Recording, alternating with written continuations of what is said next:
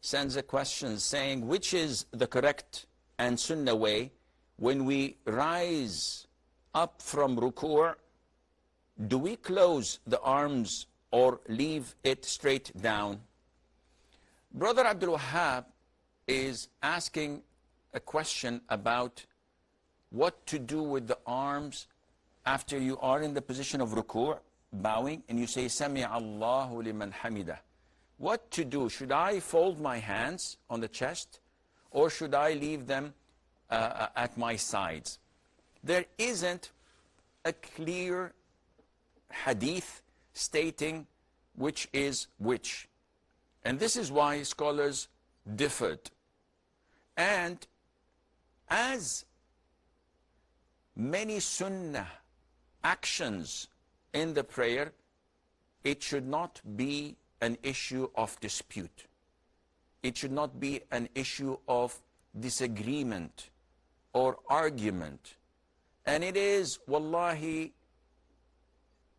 bringing sadness to the heart when you hear about some of the masjids in different countries where they literally prohibit people who practice the sunnah, such as raising the hands in bowing and when raising from the bowing position. They kick them out from the masjid because they are applying the sunnah, and the people of the masjid are blind followers of a particular madhab. It's an act of sunnah. If I do it or if I don't do it, what does it harm you in? So these little issues should not be part of the causes of disagreement or argument or fighting or dividing the Muslim ummah. It's a sunnah. You do it, alhamdulillah, you're rewarded. You don't do it, there's no sin on you, and there's no reason for you to fight over it if I want to do it and if I believe in it. Now, the issue of putting the right on the left over your chest in salat was reported by Wa'il ibn Hujr, may Allah be pleased with him. And the Prophet told us that this is the sunnah. This is the way of the prophets of Allah. Peace and blessing and praise of Allah be upon them all. So this is not an issue of dispute among the majority of scholars. When we're standing in salat, reciting the Fatiha, reciting the surah, we put the right on the left, whether on the chest or above the belly button or underneath. It's an issue of dispute. The most authentic is you put it on the chest. Whether you put it anywhere in the chest where you feel relaxed, this is the chest, you just put it normally like this.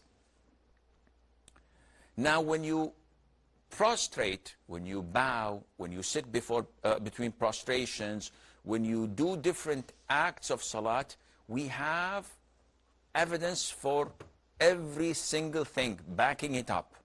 So we know exactly where the Prophet used to put his hands in the bowing ruku' position, in the prostration, between the two prostrations when he was sitting. We have ample evidences backing it up. Now when the Prophet says, Sami Allahu liman hamidah, and he stands up after the bowing position, we don't have any narration telling us that he used to put his hands over or by his sides. So the scholars said, the hadith of Wa'il ibn Hujr says in simple Arabic that the Prophet used to put his right over his left on the chest when he was standing. So now let's look at the description of a worshipper when he raises his head from ruku'. What is he doing? Everybody would say normally that he is in the standing position. Therefore, we believe that the most appropriate is to put your right on the left, fold your hands, and put them on your chest after you rise from the ruku' position. Now, if I don't do this, am I sinful? No, not at all.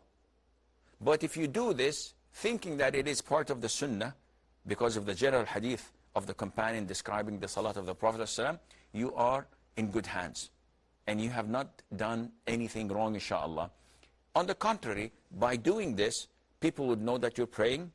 By doing this, you're restricting yourself from having free hands to move around and search in your pockets or scratch your body or do whatever. So it's more closer to being submissive and attaining khushu', and Allah Azza wa Jal knows best.